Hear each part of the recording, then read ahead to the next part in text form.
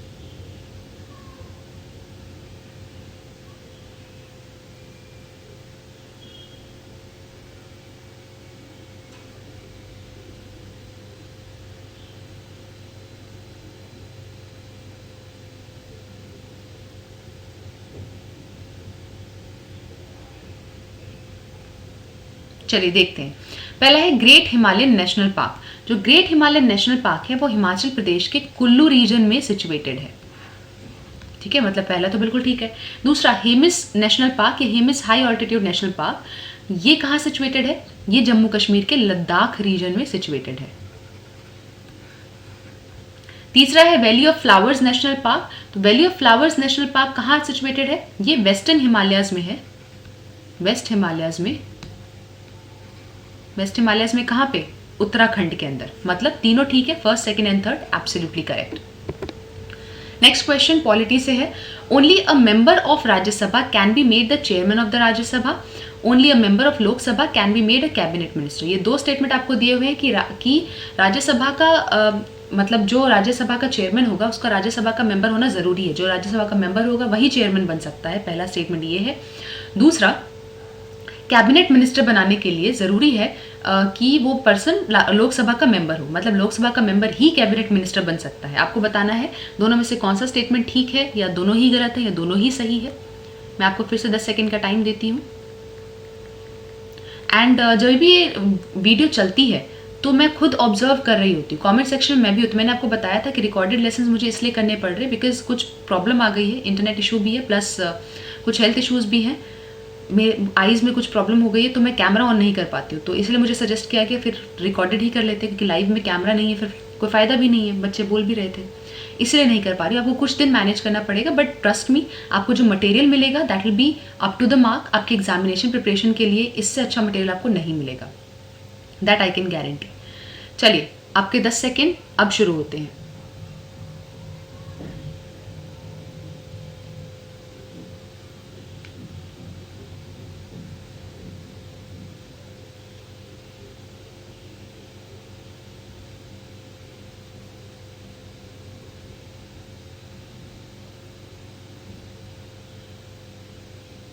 देखिए, सबसे पहले उन्होंने बोला है कि जो चेयरमैन होता है राज्यसभा का, वो राज्यसभा का मेंबर ही हो सकता है।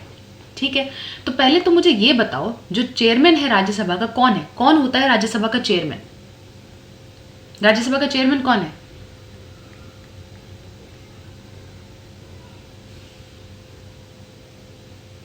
राज्यसभा का एक्स ऑफिशियो चेयरमैन होता है वाइस प्रेसिडेंट। जो वाइस प्रेसिडेंट ऑफ इंडिया है वही एक्स ऑफिशियो चेयरमैन है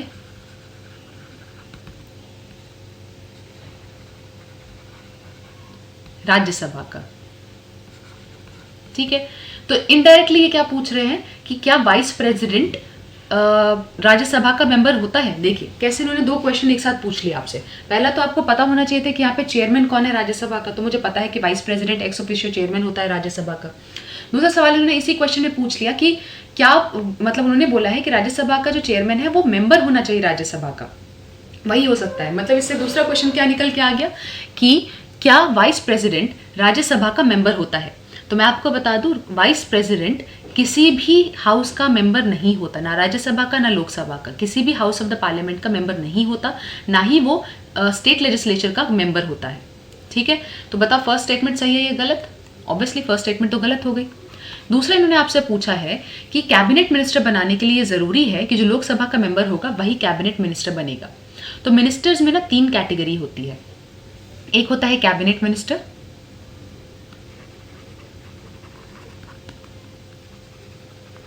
ठीक है, एक होता है कैबिनेट मिनिस्टर। दूसरा होता है minister of state. Minister of state 2 type के होते हैं, एक होता है इंडिपेंडेंट चार्जेस वाला, ठीक है, और दूसरा मिनिस्टर ऑफ स्टेट है जिसको ऐसे लिखा जाता है MOS। तो ये 3 कैटेगरीज होती है, ठीक है, और रैंक में भी ये डिसेंडिंग ऑर्डर है। सबसे ऊपर होगा कैबिनेट मिनिस्टर, फिर होगा इंडिपेंडेंट चार्ज वाला मिनिस्टर ऑफ स्टेट, फिर थर्ड वाला मिनिस्टर ऑफ स्टेट। तो होता क्या है, जो कैबिनेट मिनिस्टर है वो मिनिस्ट्री को लीड करता है। जो मिनिस्टर ऑफ स्टेट है वो जूनियर मिनिस्टर है, लेकिन वो कैबिनेट मिनिस्टर को रिपोर्ट नहीं करता। याद रखना, ये जो इंडिपेंडेंट चार्ज वाला है, क्योंकि इंडिपेंडेंट चार्जेस है इसके, तो ये कैबिनेट मिनिस्टर को रिपोर्ट नहीं करता, पर उससे जूनियर लेवल पे होता है। जो सबसे नीचे लेवल पे है वो भी एक जूनियर मेंबर है, जूनियर मिनिस्टर है, लेकिन ये रिपोर्ट करता है कैबिनेट मिनिस्टर को। ठीक है, ये रिपोर्ट करता है कैबिनेट मिनिस्टर को। तो आपसे पूछा गया है कि क्या सिर्फ लोकसभा का मेंबर कैबिनेट मिनिस्टर हो सकता है, तो नहीं, ऐसा बिल्कुल जरूरी नहीं है। This is also wrong. तो करेक्ट आंसर क्या है? Neither 1 nor 2। क्लियर?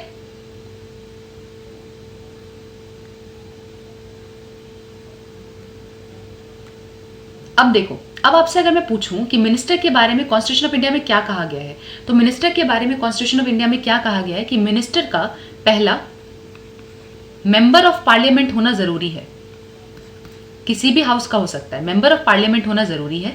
दूसरा, अगर वो मेंबर ऑफ पार्लियामेंट नहीं भी है तो वो 6 महीने में बन सकता है।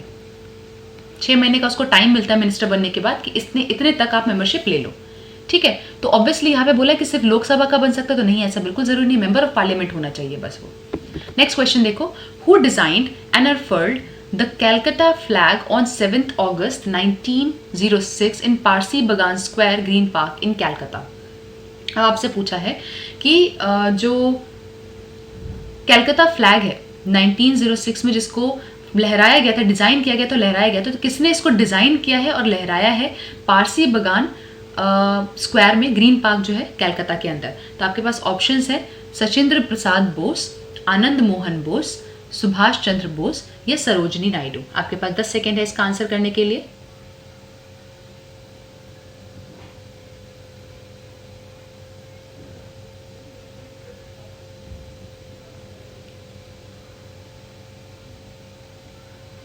The correct answer is option number A, Sachindra Prasad Bose.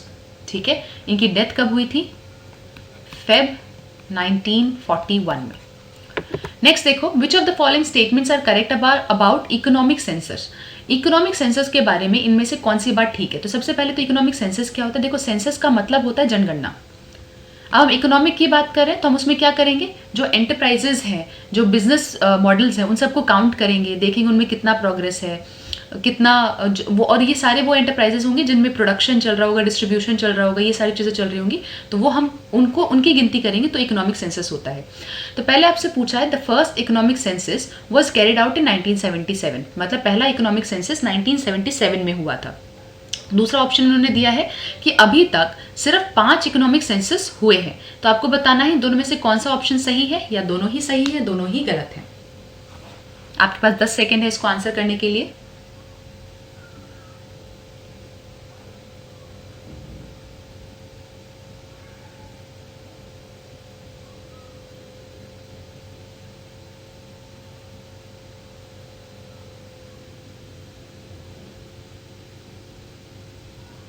The correct answer is only option number 1। सिर्फ 5 बार नहीं हुआ अभी तक, 6 बार हो चुका है, 6 टाइम हो चुका है। फर्स्ट हुआ था 1977 में, फिर हुआ था 1980 में, फिर हुआ 1990 में, फिर हुआ 1998 में, फिर हुआ 2005 में, और फिर 2013 में। 1 2 3 4 5 6 टाइम्स अभी तक हो चुका है ये। तो सेकेंड ऑप्शन गलत है, इकोनॉमिक सेंसस 6 बार हो चुका है। Next, how many women Lok Sabha speakers has India had so far. मतलब इंडिया में कितनी विमेन लोकसभा स्पीकर्स रही हैं? ऑप्शन है आपके 1 2 3 4। नंबर पे जो रिसेंट वाली थी वो कौन थी? सुमित्रा महाजन। सुमित्रा महाजन सेकेंड नंबर पे है, सुमित्रा महाजन।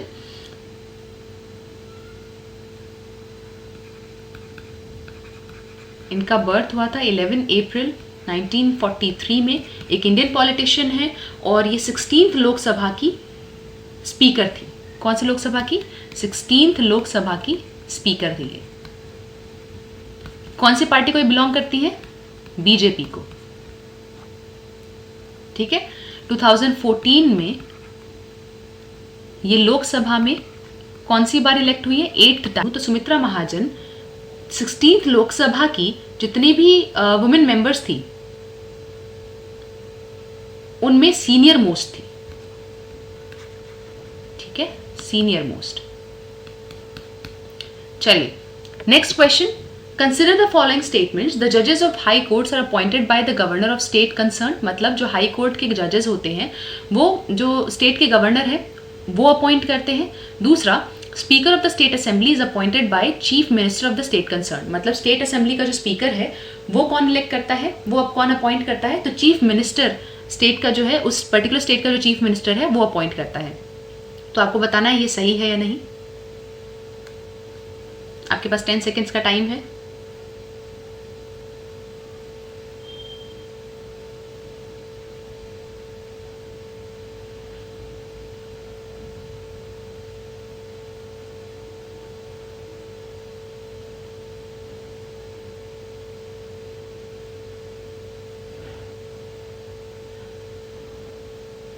चलिए देखिए, हाई कोर्ट के जजेस का अपॉइंटमेंट कैसे होता है। हाई कोर्ट के जजेस का अपॉइंटमेंट कौन करता है, प्रेसिडेंट।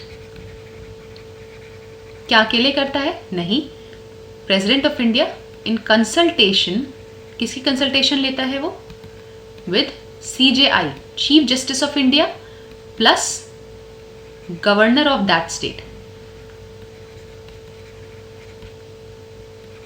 ठीक है, तो प्रेसिडेंट हाई कोर्ट के जजेस को कौन अपॉइंट करता है, प्रेसिडेंट, किसके कंसल्टेशन के साथ, चीफ जस्टिस ऑफ इंडिया के कंसल्टेशन के साथ, और गवर्नर ऑफ उस स्टेट, जो भी वो स्टेट है उसके गवर्नर की कंसल्टेशन के साथ हाई कोर्ट के जजेस अपॉइंट किए जाते हैं।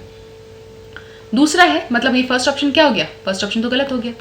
दूसरा है the speaker of state assembly is appointed by chief minister of the state concern, मतलब स्टेट असेंबली का जो स्पीकर है वो कौन अपॉइंट करता है, स्टेट का चीफ मिनिस्टर। तो देखिए, जब जहां मैं बात करूं स्पीकर की, तो कॉन्स्टिट्यूशन ऑफ इंडिया में ये बोला गया है कि हर जनरल इलेक्शन में जो लेजिस्लेटिव असेंबली होगी स्टेट में, उसमें जो पहला सेशन होगा, फर्स्ट सेशन, जो भी फर्स्ट सेशन होगा उसी में एक स्पीकर और एक डेप्यूटी स्पीकर इलेक्ट किए जाएंगे अमंग इट्स मेंबर्स, मतलब उन्हीं के मेंबर्स में से। ठीक है, अगर स्पीकर एब्सेंस है तो डिप्टी स्पीकर उसकी जगह लेगा, और स्पीकर जनरली रूलिंग पार्टी का होता है। स्पीकर किसका होता है, रूलिंग पार्टी का। तो ये क्या है, चीफ मिनिस्टर तो नहीं करता है अपॉइंट, राइट, ये भी गलत हो गया। तो आंसर क्या होगा, नाइदर 1 नॉर 2।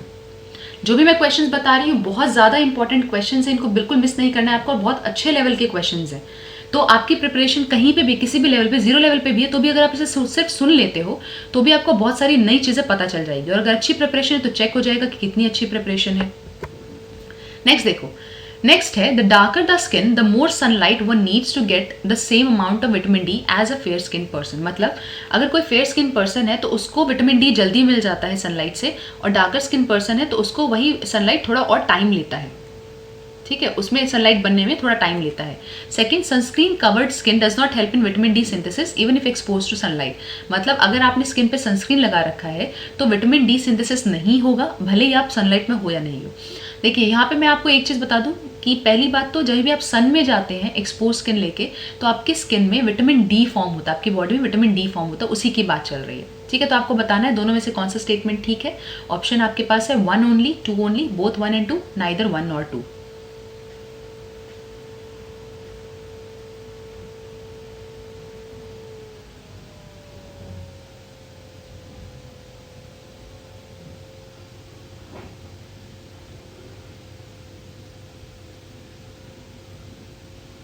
देखिए, करेक्ट आंसर क्या है, बोथ 1 and 2। यहाँ पर देखो क्या होता है, जनरली लोगों को लगता है ना कि अगर धूप में रखा तो धूप में छोड़ दो, जब तक स्किन लाल नहीं हो जाएगी तब तक छोड़े रखेंगे विटामिन डी बनने के लिए।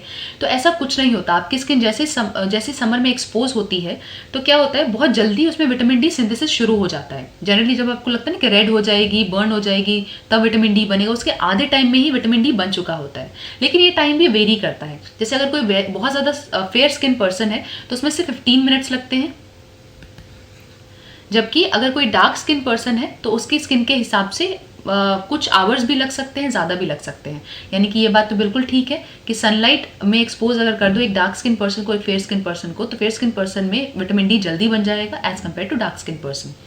सेकेंड, ये बात भी सही है, जब भी आप सनस्क्रीन लगाते हैं तो सनस्क्रीन लगाने के बाद बॉडी में जो विटामिन डी का प्रोडक्शन है वो बहुत कम हो जाता है। ठीक है, तो ये भी सही है। आंसर क्या होगा, option number C, both 1 and 2। Next question, which one of the following is the poorest source of protein as compare to other 3। इनमें से किस में प्रोटीन सबसे कम होता है। ये तो घर की चीजें हैं, ये तो आपको पता होनी चाहिए, ये तो सभी बच्चों को पता होना चाहिए। ब्लैक ग्राम मतलब वो जो काला चना है वो, फिश, राइस या सोयाबीन, किस में सबसे कम प्रोटीन होता है?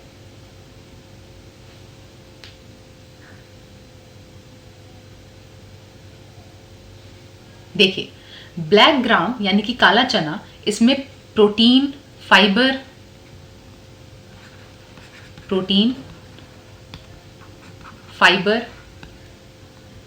आयरन बहुत ज़्यादा मात्रा में मिलता है। ठीक है, बाकी बीन्स की तरह जितने भी बीन्स होते हैं उनमें प्रोटीन, फाइबर, आयरन बहुत अच्छे से मिलता है। फिश में भी बहुत अच्छा प्रोटीन मिलता है आपको। सोयाबीन भी हाई सोर्स ऑफ प्रोटीन है। लेकिन अगर मैं बात करूं चावल की, जो हमारा स्टेपल फूड है, चावल में क्या होता है, बहुत सारे कार्ब्स होते हैं, कार्बोहाइड्रेट बहुत हाई होता है, प्रोटीन बहुत कम होता है। ठीक है, कार्बोहाइड्रेट होता है इसमें हाई, प्रोटीन बहुत ज्यादा कम होता है। तो सबसे कम किस में हुआ? ऑप्शन नंबर सी, राइस में। ठीक है, तो आज की क्लास के लिए बस इतना ही। हम रोज 10 या 11 क्वेश्चंस डिस्कस किया करेंगे, 10 to 15 के बीच में हम क्वेश्चंस डिस्कस किया करेंगे, और ये आपकी रेगुलर क्लास होगी, तो इसको जरूर अटेंड करें। जो बच्चे सोच रहे हैं इस बार एग्जाम देना, उनके लिए तो ये मस्ट वॉच है। इसके अलावा भी प्लस पे भी मैं प्रीवियस ईयर क्वेश्चन पेपर की सीरीज लेके आ रही हूँ, तो वो भी आपको देखनी है। आपको अगर कोई डाउट्स है, कोई क्वेरीज है, तो आप कमेंट सेक्शन में लिख के पूछ सकते हैं, और मैं पर्सनली रिप्लाई करती हूँ सबको। इसके अलावा भी अगर आप मुझसे जुड़ना चाहते हैं तो मेरे टेलीग्राम पेज पे रजनी झा के नाम से टेलीग्राम चैनल है, उस पर आप मुझसे जुड़ सकते हैं, वहाँ पे ऐड कीजिए खुद को। उसके अलावा अगर आप मुझे टेक्स्ट करना चाहते हैं तो आप यूपीएससी विद रजनी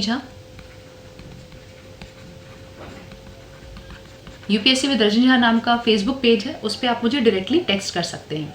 तो आज के लिए इतना ही, बस आज की क्लास के लिए बस इतना ही। एंड जैसा कि मैं हर क्लास में कहती हूँ, चैनल को सब्सक्राइब करना बिल्कुल ना भूलें, हिट द बेल आइकन, ताकि आपको नोटिफिकेशन मिलता रहे। लाइक ज़रूर करें, क्योंकि आपके लाइक्स देख के ही मुझे मोटिवेशन मिलती है। शेयर करें ताकि ज़्यादातर बच्चों तक ये पहुँच पाए। और let's pledge this time to crack UPSC. That's it for today's class. Thank you so much for joining in. Have a great day ahead.